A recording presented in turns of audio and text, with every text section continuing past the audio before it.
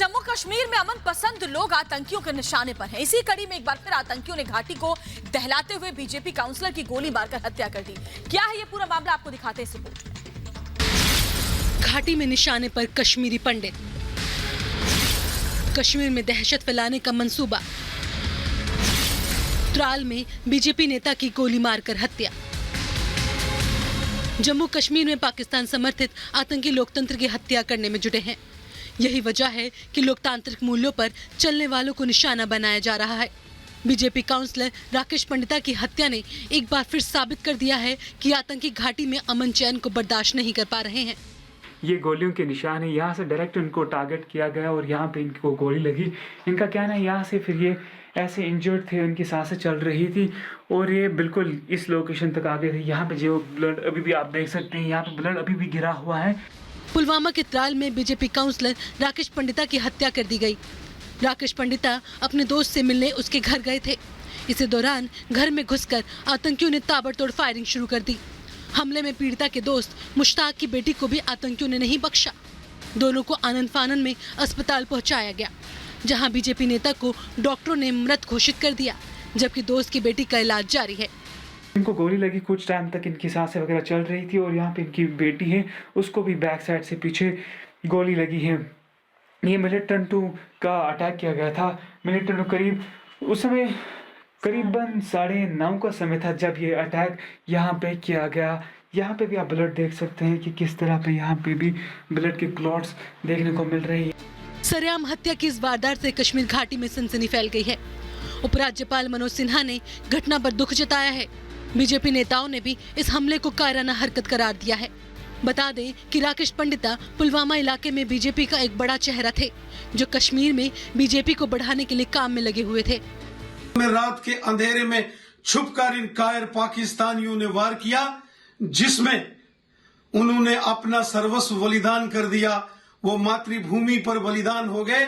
श्री राकेश पंडित जी ने 1990 के दशक से लेकर आज तक लगातार पाकिस्तान हो, आतंकवादी, अलगाववादी, इनका डटकर मुकाबला किया। और आपको बता दें कि राकेश पंडिता पुलवामा के त्राल में काउंसलर थे और लोगों के प्रति जुड़ाव के चलते आतंकियों की नजर में लगातार खटक रहे थे।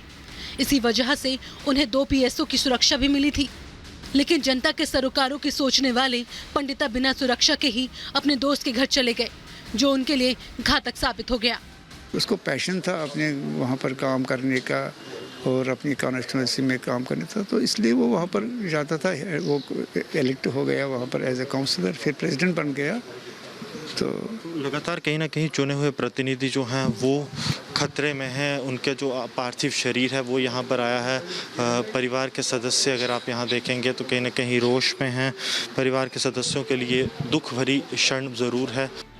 हमले की जानकारी मिलते ही पुलिस की टीम सेना के साथ मौके पर आई। पूरे इलाके को घेर लिया गया। सर्च ऑपरेशन के जरिए आतंकियों की तलाश की जा रही है। हत्या की जिम्मेदारी लश्कर-ए-तैयब के एक विंग ने ली है, जो कश्मीरी लोगों के बीच पिछले काफी समय से खौफ भरने में जुटा हुआ है। Bureau report, Republic Bharat. और हमारे साथ हमारे 2 सहयोगी इस वक्त जुड़े हुए हैं। गुरसिमरन हमारे साथ जम्मू से जुड़े हुए हैं, साथ ही अहरावत महराज हमारे साथ जुड़े हुए सीधे घटनास्थल से। त्राल से पहले गुरसिमरन आपका रुख करूंगी। ऐसा पहली बार नहीं है जब अमन पसंद लोगों को और खासतौर पर कश्मीरी पंडितों को इस तरीके से निशाना बनाया गया हो। वाकई ये घटना बताती है कि कैसे आतंकी अभी भी लगातार इस कोशिश में लगे हुए हैं कि घाटी में शांति ना फैले। देखिए, आतंकी एक तीर से 2 निशाने साधना चाहते हैं। आतंकियों की कोशिश ये है कि सबसे पहले कश्मीर घाटी में जो लोकतंत्र पनप रहा है उसे खत्म किया जाए। आतंकी चाहते हैं कि लोकतंत्र में जो चुने हुए प्रतिनिधि हैं उन्हें निशाना बनाया जाए, और यही कारण है कि राकेश पंडिता को निशाना बनाया गया। इससे पहले पिछले साल 8 जून इसी महीने की बात है जब अजय पंडिता, जो कि कांग्रेस के सरपंच थे अनंतनाग दक्षिण कश्मीर का वो इलाका, उन्हें मौत के घाट उतारा गया था आतंकियों की तरफ से। और कल जो है राकेश पंडिता को निशाना बनाया गया, जो कि म्युनिसिपल काउंसिल के चेयरमैन थे और भारतीय भारतीय जनता पार्टी के वाइस प्रेसिडेंट थे दक्षिण कश्मीर के पुलवामा जिले में, जिसे कि आतंक का गढ़ कहा जाता है। उसके साथ साथ आतंकियों की दूसरी कोशिश ये है कि कश्मीरी पंडित समुदाय को निशाना बनाया जाए, क्योंकि केंद्र सरकार और जम्मू कश्मीर सरकार लगातार ये प्रयास कर रही है कि जो कश्मीरी पंडित हैं उन्हें जम्मू कश्मीर में कश्मीर घाटी में एक बार फिर से वापस भेजा जाए। 1990 में आतंकियों की तरफ से जो एक दर्दनाक वाकया सामने आया था, जब कश्मीरी पंडितों को उनके घर से निकाल दिया गया था, तो उसे खत्म किया जाए। 30 साल का जो घर से दूर हैं कश्मीरी पंडित, और एक बार फिर वो अपने घर वापस कश्मीर जा पाए। लेकिन आतंकी संगठन जो है नहीं चाहते हैं। हमने देखा है कि ना ये बात पाकिस्तान चाहता है और ना ही पाकिस्तान के आतंकी संगठन, और यही कारण है कि इस हद से दो जो टारगेट हैं वो पूरा करने की कोशिश की गई है इन आतंकियों की तरफ से। बिल्कुल गुरसिमरन, मैं लौटूंगी आपके पास। हमारे साथ त्राल से एरावत महराज भी जुड़े हुए हैं। एरावत, पूरे इलाके में किस तरह से अभी सिक्योरिटी बढ़ा दी गई है? क्योंकि जो पहले अपडेट आपने दिया था कि जो ये वारदात को अंजाम दिया गया है, उसके बाद से पूरे इलाके में सुरक्षा व्यवस्था कड़ी कर दी गई है। जी बिल्कुल सही। जहाँ तक निश्चित तौर की अगर हम बात करें कि इस इलाके को अभी भी कुछ इलाके हैं जिन्हें उसको तो मिलेगा था, त्राल के साथ साथ भी कुछ विलेज हैं उनको भी देखना ये होगा क्या कॉन्टेक्ट हो पाता है मिलिटेंट को, या मार दिया जाता है या उनको कहीं जिंदा पकड़ा जाता है। फिलहाल अभी तक यही जानकारी मिल रही है कि इसकी रेस्पॉन्सिबिलिटी है जो लश्कर तैयबा के आज फ्रंट है टफ, उन्होंने अभी तक इसकी रेस्पॉन्सिबिलिटी ले ली है। Over to you.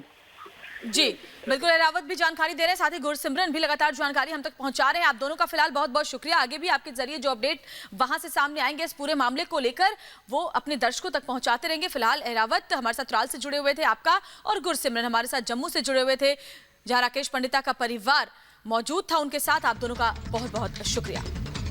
बढ़ेंगे आगे।